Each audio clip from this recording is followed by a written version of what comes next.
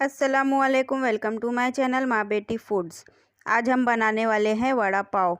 इसे बनाने के लिए हमने 1 किलो आलू ले लिए हैं। इसे हमने बॉईल कर लिए हैं और छील लिए हैं। ये हमने 10 से 15 लहसुन की कलियाँ ले लिए हैं।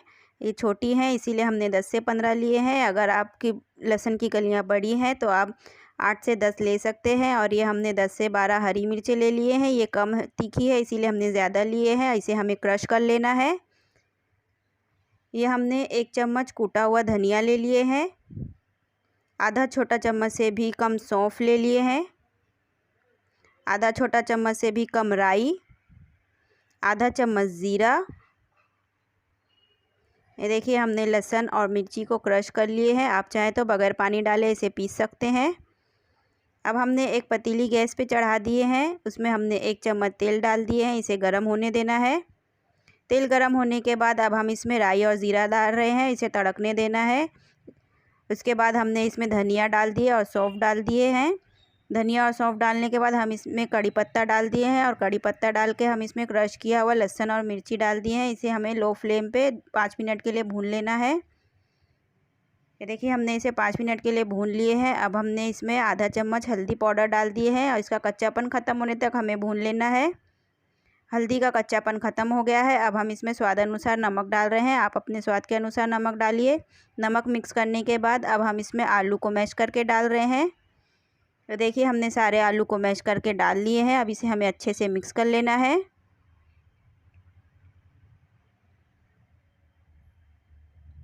ये देखिए हमने इसे अच्छे से मिक्स कर लिए हैं।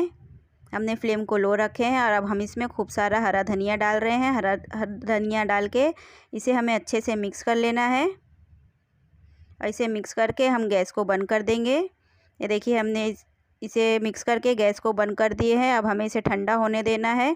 इसके ठंडा होने के बाद अब हमें वड़ा बना लेना है। देखिए हम वड़ा बना रहे हैं। हम इसे गोल शेप में बना रहे हैं। आप चाहें तो इसे चपटे शेप में भी बना सकते हैं।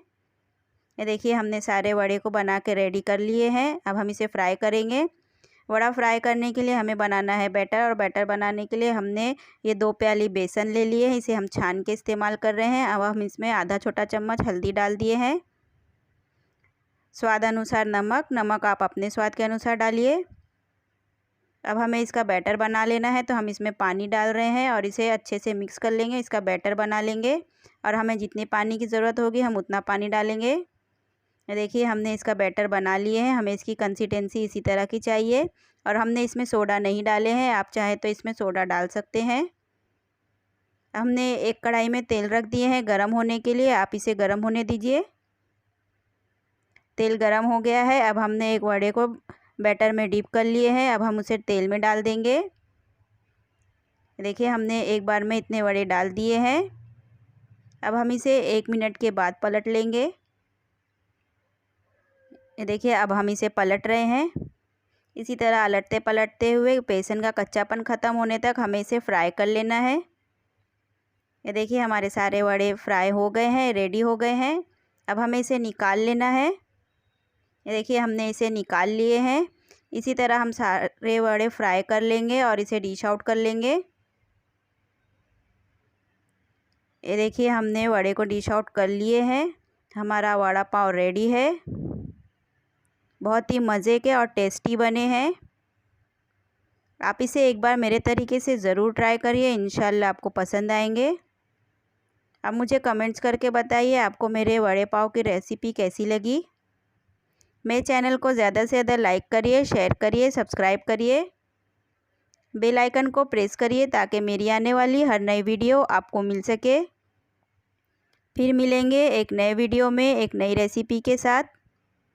बाय, अल्लाह हाफिज़।